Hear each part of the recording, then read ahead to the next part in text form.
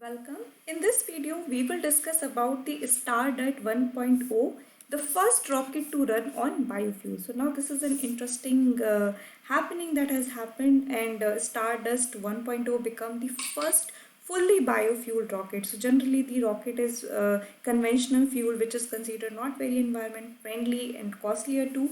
So the first or the idea to move towards the biofuel open a lot of new innovation or scope for new kind of technology to come into picture.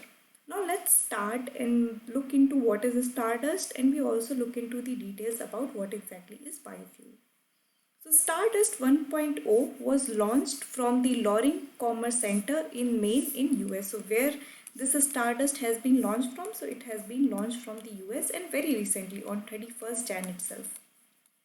So it has become the first commercial space launch powered by biofuel, which is non-toxic for the environment as opposed to traditionally used rocket fuel. So this is environment friendly, and this is also like the based on the concept of waste to wealth. So that is again something which is like now when this has been already done, it could be replicated across the world. Stardust 1.0 is a launch vehicle suited for student and budget payload. So what kind of things it will launch? So it will basically focus on student and budget payload. So not major satellite would be launched from here, but the budget and the student satellites. So let's go ahead and also try to understand what are exactly biofuels. So any hydrocarbon that is produced from the organic matter. So now this is the thing you should remember, it is organic matter, but it does not mean that it has to be like living organic matter only. It could be once living material, which means that dead leaves also could be used for biofuels in a short period of time. So days, weeks, or even months is considered a biofuel. So it's not like it is taking millennia to get the fuel out of it, like the cases with the petroleum and the natural gas. We are talking about the short duration we can get the fuel.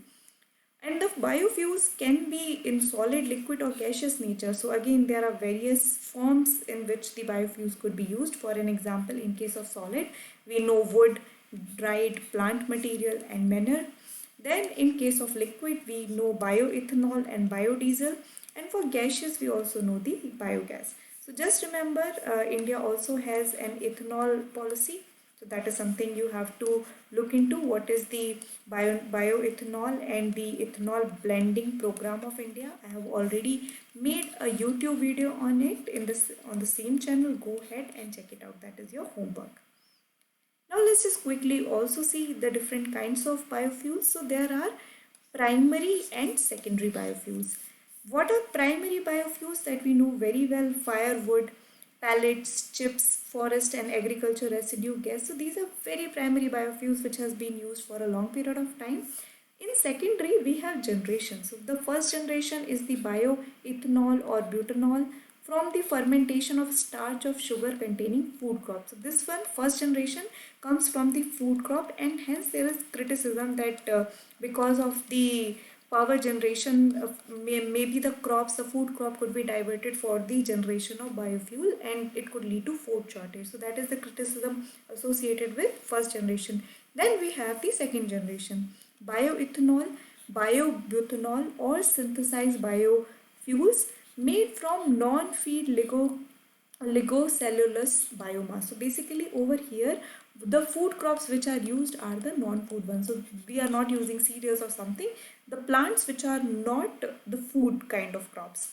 Then there is also third generation, which include biodiesel or bioethanol from microalgae, seaweed, or microorganisms. So over here we are talking about the living microorganisms.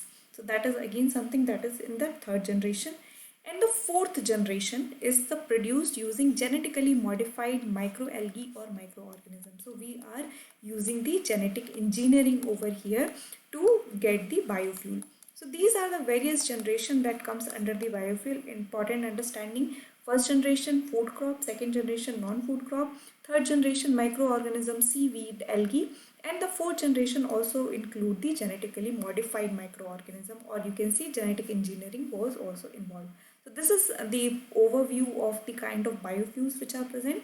Again, UPSC has asked about it, so I will really suggest you guys to pay attention to what are the different generation of biofuels, and at the same time also go through the national biofuels policy. So that is again something that is a homework for you. Go ahead and check how the India is tackling with the biofuel policy.